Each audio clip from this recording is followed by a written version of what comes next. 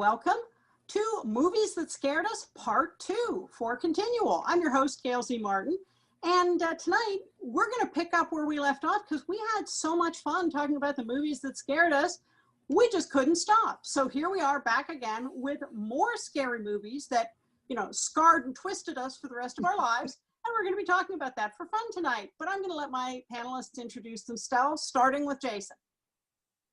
So my name is Jason Gilbert. I am the author of the Cold Stone Files series through Falstaff Books. I'm the author of Clockworks of War series.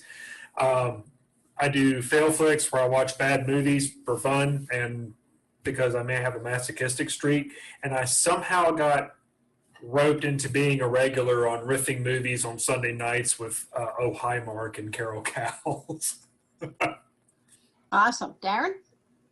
I am Darin Kennedy. I am a writer of paranormal thrillers and contemporary fantasy. My Fugue and Fable series combines elements of Russian classical music and psychic dreamscapes. My Pawn Stratagem series is all about magical chess games that decide the fate of the world. And my new young adult book, Carol, which is basically Scrooge meets Mean Girls, comes out on Halloween. So look for my 12 Days of Christmas in October, starting in about a week. Awesome. Lisa? Hi, my name is Elmarie Wood. I am the author of the psychological horror book, The Realm, which is coming out in, 2 weeks, October 29th. It touches on what happens in the afterlife and starts off really, really fast. I'm also a psychological screenwriter, so I like to write for screen and book. I like to hit you when you're watching it and hit you when you're reading it. Great. Jeannie?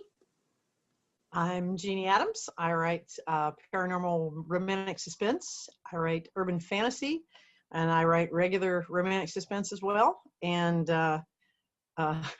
I just like scary movies. Alledria?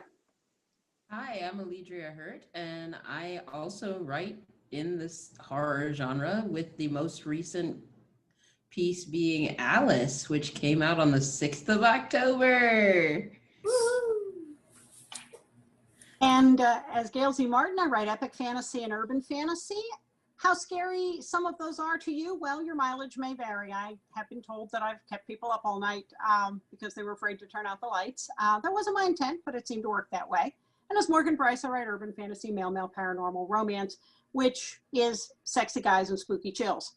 So let's pick up where we left off last time. Oh, I should mention that Jeannie and I are both in Trick or Treat anthology, Trick or Treat at Canham Castle. So yeah, she's pointing. She's really good. She has it over her shoulder. I just have a brick wall. So there we go. So where did we leave off? We were talking about the movies that scared the bejeebers out of us, and we all had more to say. So who wants to lead off with this? Was it Smurfs versus Care Bears? Because that terrified me. It might have been. Gene Wilder and Willy Wonka and the Chocolate Factory scared the shit out of me. But I think we had gotten into talking about independent horror films and how, and this is, of course, beer-driven memory, basically how the independent horror scene seems to be fresher and have the better scare fest films, the more frightening films than the mainstream Hollywood horror films tend to have, which largely these days are remakes and reboots. Not that I didn't love the Friday the 13th reboot, it didn't scare me. Right. Well, Elmarie, I think you were talking about Japanese movies too. Yep. I was, yeah. There are several. I mean, I think for the same reason that Jason just brought up about how the reboots, I've had enough. I mean, the remakes, like, where's the originality now? So I found this new Japanese, well, it's not new, but new to me, this genre that like terrified me. There's a movie called Shudder. I think I ended with that. Yes. Yes. Dude, I can't. Like, That is a scary as hell movie. Right? I was like, let me watch it again. I'm not. I cannot. Yeah. This moment Yes. you put the remote in your hand and you're like, okay. And I'm like, no. I can't. And I think that works well because there was another one. It was, oh man, please help me remember this. The Audition, I got it. Audition. No. Yes. What is going on? Oh my God, they're killing it. I'm sorry. If you like horror movies, like you've got to like just go ahead and have to read it if you have. So what? If that's your problem, you don't want to read it, just get over it for real. Because the scares are coming from them. And the best, I mean, just not, this isn't scary to me, but the best zombie movie I've ever seen was Train to Busan out of South Korea. Like, we're not in the right spot. I don't know, it's shifted. I mean, and that happened in the 70s, right? We had Italian horror movies that were like terrifying. Heck, I think one of them was called Autopsy, wasn't it? Yep. Naked, dead That's a bodies. freaky movie. Get up and it's like, yo, because the first time I saw it, I was like, they're all nude. I'm a kid. I'm like, they're naked, right? But forget the nakedness. They're dead. They're coming at me now. It doesn't matter that they're nude. It was terrifying. So That's a freaky movie. We gotta like come out of the comfort zone of just watching these American-made horror movies, because like any movie, because like you just said, Jason, the stuff is all reboots, and it's a shame. Yeah. But we're not bringing new creativity to the table. At least hadn't been. Let me say. I think the biggest issue with the American-made horror movies coming out of Hollywood is they're not looking to tell a story anymore. Most of your foreign horror films, particularly out of Korea and Japan, are independent films. They're studio backed, but those filmmakers get a whole lot more creative license and control over their product versus Hollywood, Paramount, New Line Cinema. These guys are looking for a paycheck. And frankly, people are going to shit all over the reboots. They're going to, why are we getting a Scream reboot? Why are we getting another Nightmare on Elm Street reboot? Why are we getting a Ghostbusters reboot? You're going to go see it. You're going to go see it because you love the franchise. You're going to go see it because the name recognition. And you're going to go see it either because you love these movies no matter how bad they get or good they are, or you're just going to troll it and shit all over it. Either way, you're going to give them your money. Right. And I made a comment one I night think that's during a part of the panel. problem. Yeah, because I made a comment one night during a panel. Someone said, what do we have to do to get these remakes, to get them to stop making remakes? Instead, I said, stop going to see them. Yeah. Stop going to see them. And that's not going to happen. But Well, and that's, I think. Oh, I'm sorry. Go ahead. No, go ahead. Go ahead. I was just gonna say, with the current unpleasantness, correct? Yeah. Things are different now. Now we're not going to the movies. Now we have Amazon originals. Now we have the Netflix originals. And I'm telling you right now, I saw something. It was an Amazon original. I just saw it like 3 days ago. Black Box. Yeah. Psychological horror. Like there's no blood. Psychological. Oh. One of the best. I just saw today that Angela Bassett is doing Laveau. That looks really good. It looks superior. Mm. And she doesn't attach herself to things that aren't good. Right. I have so much respect for her. And I'm so excited about it. Is that a spin-off from something else? I know it's a spin-off of something from real life, but what is it a spin-off of? Because I saw the article about that. American Horror Story. Yeah. Oh. Yes. Which American Horrors. Isn't it American Horror Story Coven? Oh, That think one so. has, yeah, they have had that one. yeah. Coven's still my favorite. No, I like the one with Cuba Gooding Jr. What was that? Yeah. Connecticut. I like that one a lot. Yeah. The rest of them, I'm just like, the first one was shocking. The rest of it, I'm like, That was creepy creepo. yeah. Yeah. Murder House was creepy. Yeah. But Murder you know, House was creepy. I but you want know to take that premise and use it again. but you know, the whole mystique around Marie Laveau, taking that and putting it in a horror perspective, I think that's going to be fabulous. Yeah. And we'll just see if they pull it off. But back to what Jason and Marie, what you guys were talking about, the reboots and all that. And Jason, you're right. We just got to quit paying them money. But there's so much rich, fabulous material out there. Yeah. That, I mean, The Realms, Alledria's book, Jason, your work, all the work, it's so good. And there's so much wonderful stuff out there. T. Kingfisher's creepy stories. And it just needs to be made. With the way things are right now, I honestly think with the death of the theater industry, you have also seen the death of the reboot and remake trend. I definitely because, well, and Yeah, here's I the would thing, agree. because that's what people were going to the movie theater to see. So if they, if they did a live action film of Deadly Curiosities, and then they turned around and did a remake of The Exorcist, no offense, what are people going to go see? right. The one They're with the going to name, go, yeah, the one with the name recognition. especially if so- you're going to pay $10 a ticket and then, $50 for snacks for the Yeah. privilege of going Right. to watch it.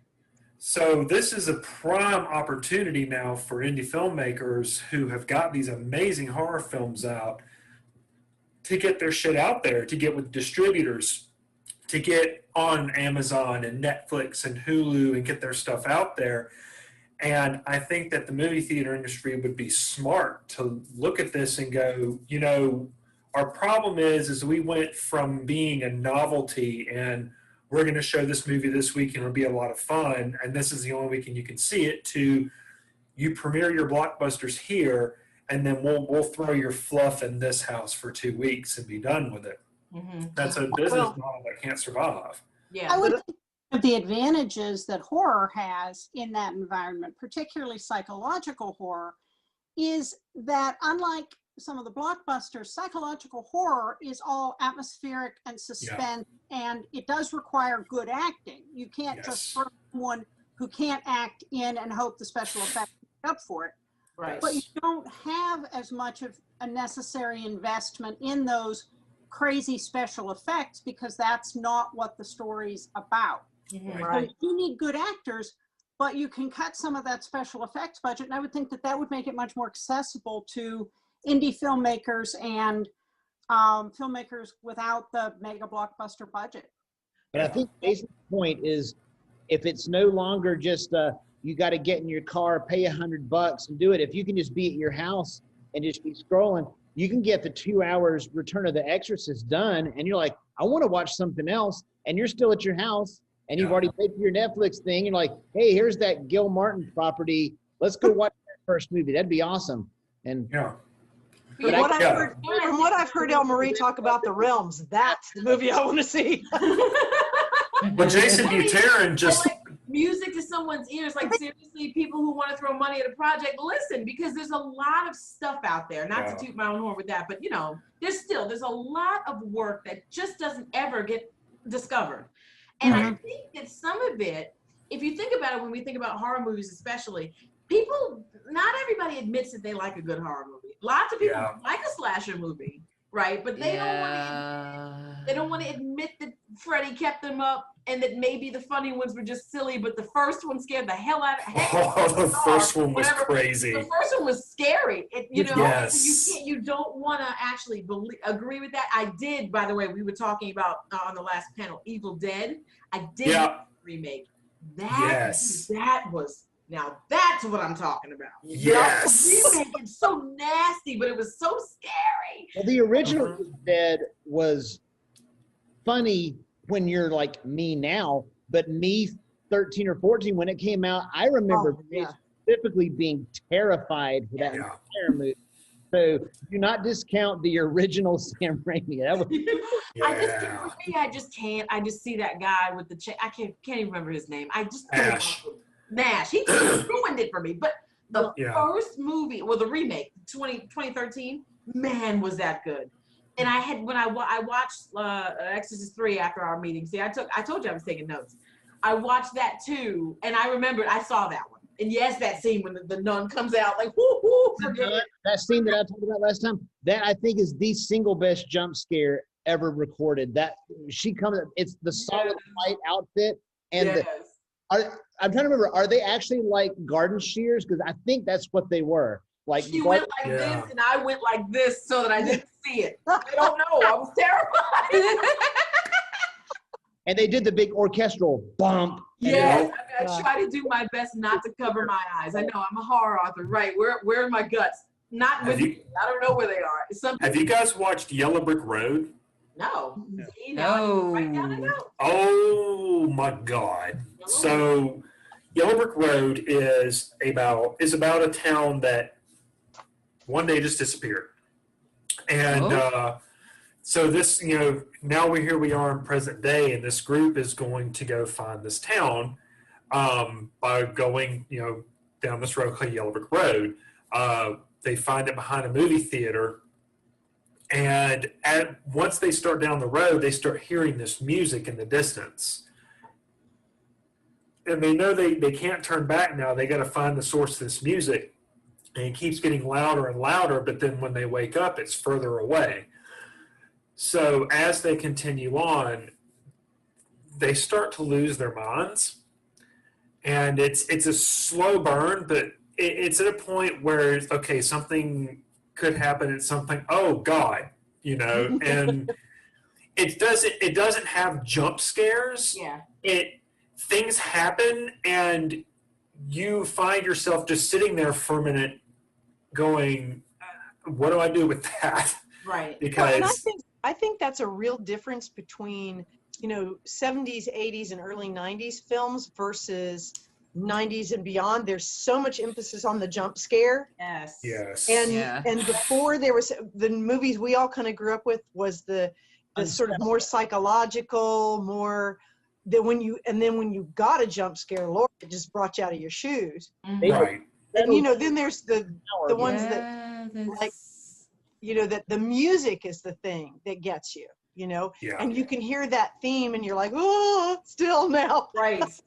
Oh, It's coming. It's coming. It's coming. I was in bed. It's coming. For some reason, they were playing the horror, like a little bit of the horror, the Halloween music, and I'm like, Yep. what in the world? Wait a minute.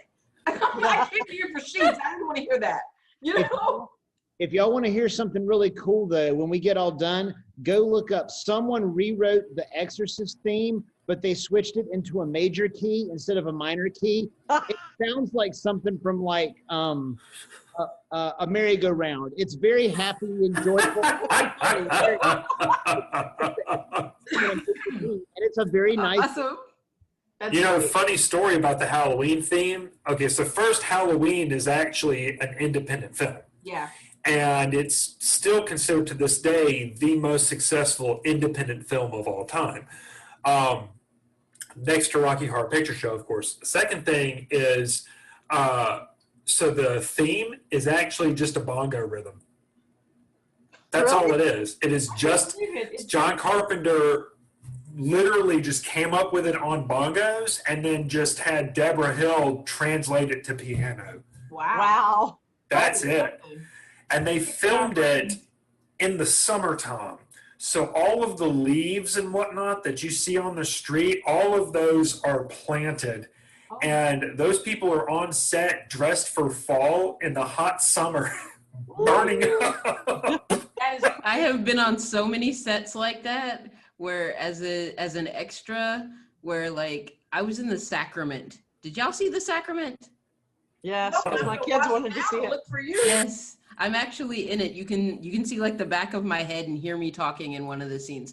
But it's like I was in it, but it was filmed here in Georgia in the winter, and we're supposed to be in the like South American jungle in the summertime. Oh my God. It is like 40 friggin' degrees with a wind chill in that movie.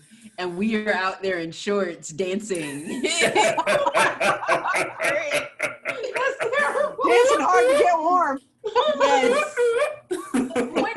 Dancing earlier, if I can loop back about how people don't want to admit that they like horror movies, and so they don't necessarily go and see them. But I would be interested to see what Blockbuster's rental sales used to be like for the slashers, like a Friday the 13th and the Michael Myers and all that. What was renting? Because I know when I went in, I could never get my hands on these flicks because they were gone.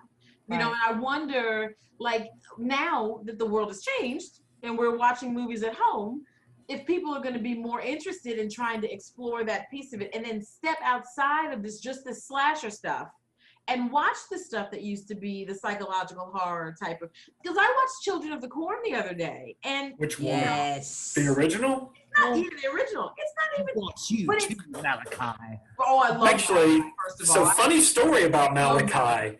The cat that played Malachi, Courtney, Yeah.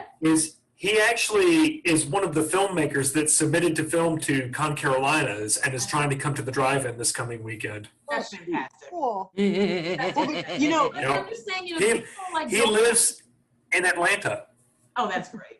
People don't necessarily want to admit that something like Children of the Corn is right up their alley. Nothing's Yeah. wrong with that, but there's always been as a writer, I can say in certain communities, there is a stigma about writing or reading horror fiction. Right. Oh yeah. Well, there's you know- always a discussion about Black people don't do horror. Yeah. Black people don't do horror. We would not be in these situations because we would not do what the white people do. That's what they We're say. not going in the creepy behind house.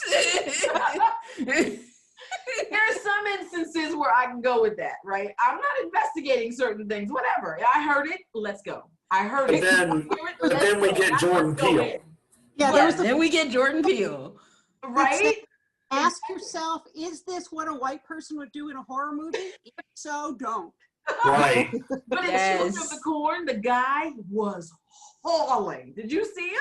Every Yeah. time he had to run, it was like he was a track star in high school. I was like, this dude is not playing. Malachi? I'm like, yeah, the tall guy. Malachi, yeah. Oh, no, Yeah. not Malachi. No. Isaac Malachi. Malachi was great. I loved him too. But Yeah. no, the main character, I can't remember his name. Me either. And But Sarah it was- Connor is opposite him in the movie, so of course I kept calling her Sarah Connor in the movie. I'm like, it's not Sarah Connor, but Linda Hamilton. but he was hauling. So yes, there's some crossover. But yeah, I think that now horror could find a new boom because you're at home. But see, I think it has found a new boom. I think it started to find a new boom and really exploding because look at the success of American Horror Story. yeah. Look at the success of Get Out. Look at the success of some of these movies that are subtly horror. You know, they're Mhm. not like nobody initially billed Get Out as a horror movie. They just said a new film by Jordan Peele. I don't know. When I heard it, I heard psychological horror by Jordan Peele. I heard Yeah. psychological drama. Oh, was the really? when they first started publicizing it. And now but I'm I hearing think- social horror. I'm like, nah, I don't Yeah. know. No, don't believe But I think American Horror Story's success on television, especially coming from just such a way out in left field. I mean, it was Yeah. just all alone Yeah. standing there. And now you've got, you know, The Evil and the one with the warrior nun and some of these Of course, you others that also have Exorcist. Do you really Yes. believe they even put that on television? I was like, come on. I know it was so radical when it first came out. But I was watching. I had on, and well, I think the other thing, Elmarie, to your point though, is there are those people who don't want to admit it, but they love it. I think that's why it's so popular to have, you know, the 31 Nights of Halloween and Frighttober and all that. I mean, everybody just eats that up. Yeah. And one of the local stations is showing the Invasion of the Body Snatchers.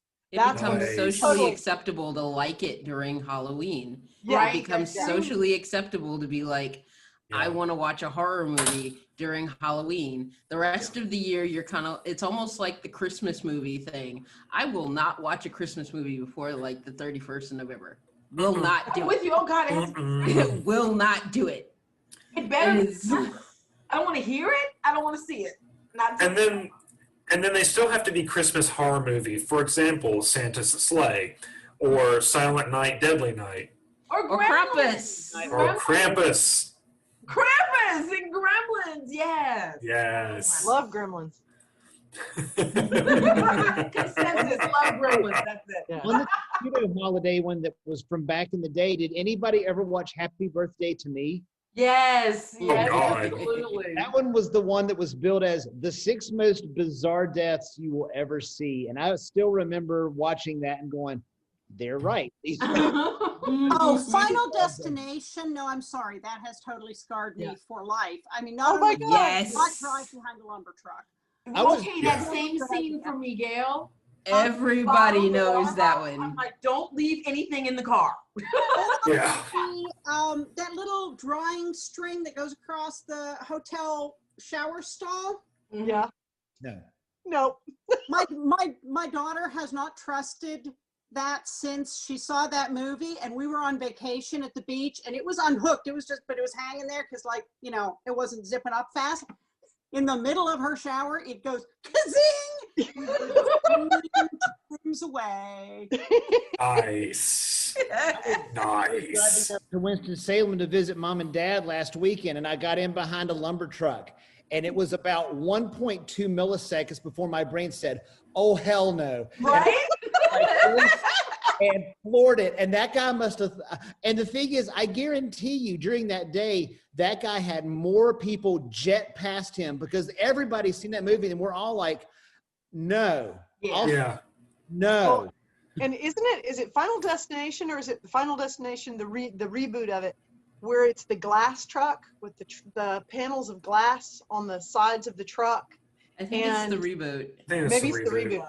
Well, I had the same thing, Darin. I was coming up. I drove to North Carolina and back to DC this weekend, and I got behind 2 or 3 different ones coming up the spine of the mountains on 81 going, "Oh, no, no, no, no, no." We'll be going around that now. Exactly. You know, you just brought something to mind for me when you said that. Do you guys remember it was The Omen 2, I think, when they were, the picture of the Antichrist was on the stone thing?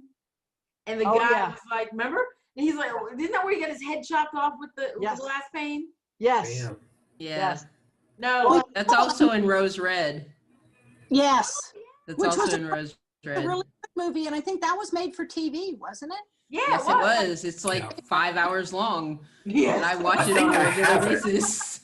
Well, you I know think what? I actually have it on DVD. One of the other ones Maybe. that I haven't seen a lot about, but scared the crap out of me, was a movie called Dark Water.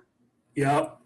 It's Now, the Japanese one or the American one? the The American Japanese one, but one. it was based on a Japanese short story by the person who also wrote the Ring trilogy. Yes, Yeah. you got to watch the Japanese one. Yeah, that's the only one I've seen is the Japanese one. On the I've top seen the American of version. the New York City buildings, and every Mhm. time I go to New York City, I'm just eyeing those, going, I know about you. I know about you. I think I mentioned in here, because again, me with the Japanese movies, but I mentioned Juwan. Yep. You did, yeah. Yeah. Do one. But let's look at, you need to look at the first Ring. It's Ringu. Yeah.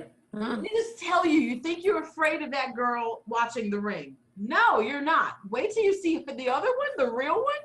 Oh, God. Yeah. Like, I want to leave my house sometimes watching some of these movies. I'm like, listen, you can have it. Have y'all seen Have y'all seen Suspiria? The original Suspiria? I'm in the middle No, of not that the right original now. one. So the original Suspiria is an interesting.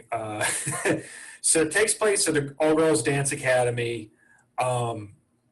The whole pitch of it is there's a serial killer loose, but we find out later that it's all a witch coven thing going on. And some of these girls get killed in the most horrific ways. I mean, one of them gets found; she's got like nails in her eyeballs. One gets thrown through a big glass window and has the shards sticking out of her and whatnot. Ugh. And when Dario Argento wrote that, he got the script and everything was ready to go. And the studio called him and they said, dude, we can't make this movie. And he goes, why not? All of the girls in the school were ages 11, 12, and 13. Oh. Yeah. So he said, okay, I'll just change the ages. So if you watch it, you have to be kind of patient with the script and the acting because all he changed was the age group. He didn't make any changes to the script. This is the original one or the one that's Yeah, the original one. Okay, I'm in the The middle. original one. Dialogue. It's on sounds Tubi. interesting. It's on Tubi. Mhm. But yeah, and being cooped up, I've been able to sit down and watch movies that I hadn't seen before that I've always been curious about. I've been able to watch some of the Hammer horror films that I watched as a kid, and I've been able to revisit some of the slasher movies and some of the movies that I enjoyed as a kid because I'd watch Friday the 13th or something like that, and then I'd go to school and tell my friends about it, and I can't do that anymore. Well, you can come talk to us. Right? This is true, but revisiting those and not being able to really chat about having to spend all your time assessing it yourself can put those movies in a different light. So, for example, the original Godzilla, Gojira, of 1954.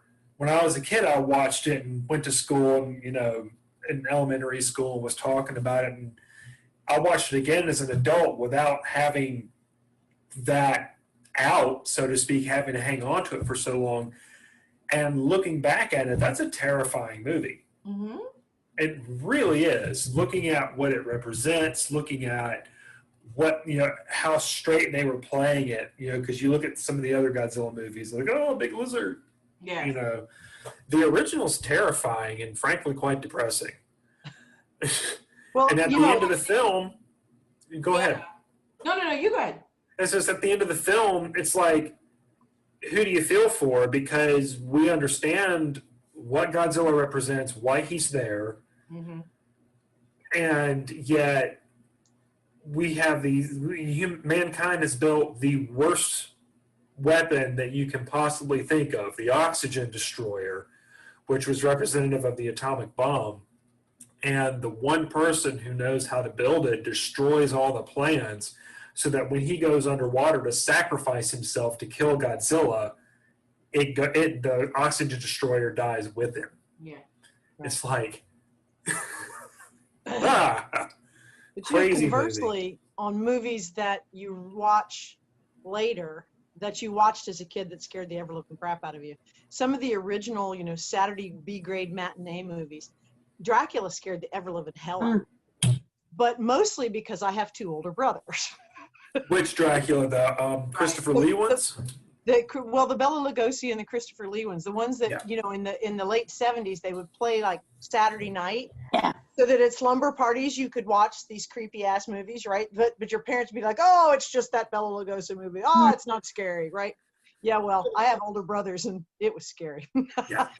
when they come and sneak onto the roof next to your bedroom window and start scratching on it, yeah, that's. Oh, that bullshit from Salem's Lot. Let me in. Oh, fuck you, dude. Yep. There's one movie coming up that I'm actually kind of looking forward to because I just think it's such a cool, different twist, is the one that's Freaky, which is basically taking the movie Freaky Friday, but instead of it being the mom and the daughter switching, it's the girl and the serial killer changing places. Have y'all seen the ads for this? No. No. It's going to be coming out in the next few months. And who are the two guys in Wedding Crashers? I'm having a brain cramp. Vince Vaughn and Luke Wilson. It's Vince Vaughn as a serial killer and 18-year-old blonde girl as high school person trading personas. So blonde girl becomes the Vince Vaughn serial killer and goes around and starts killing all of her classmates. Oh, Whereas wow. Vince Vaughn, with the soul of the 18-year-old blonde girl, is trying to convince all of her friends that she's who she is and that they've got to go stop the serial killer in her body. That's the one that sounds like it's going to be fun. Did you see The Babysitter? No. That was fun. You need to watch The Babysitter. Yes, it does have its creepy moments, but it's largely horror comedy. Yeah. Natalie actually made us watch that the other night, and I'm like, this is going to suck. And I ended up having a really good time with it. Cool. Speaking of horror comedy, have you seen Vampires versus the Bronx? I have love not. that movie. I think the We're going Bronx- to be doing it as a watch party here on Continual in a couple of weeks. And that was so smart and clever. And it was just so much fun.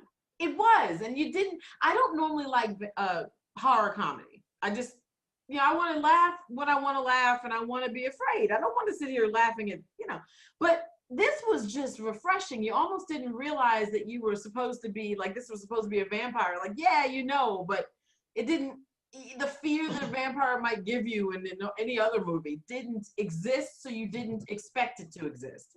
And then you could just enjoy the comedy for what it was. And it had that Goonies feel to me. I loved it. That's how I felt about the Goonies feel that's how I felt about Doghouse. It's an independent film about these guys who take their buddy who's getting married for a bachelor party to this town for the weekend.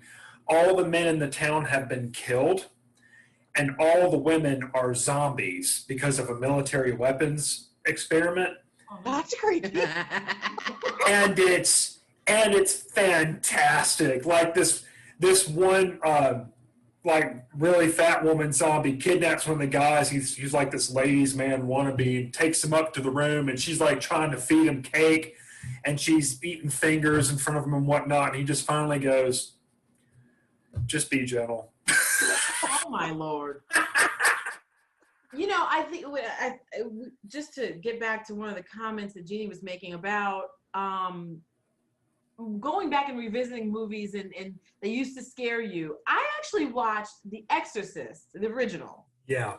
Before Halloween, because I'm trying to do like a 31 movies thing, and I figured let me watch my favorites before we get to this month so I can try and, you know, get some new ones in. And I watched the original and found that I am no longer frightened by it.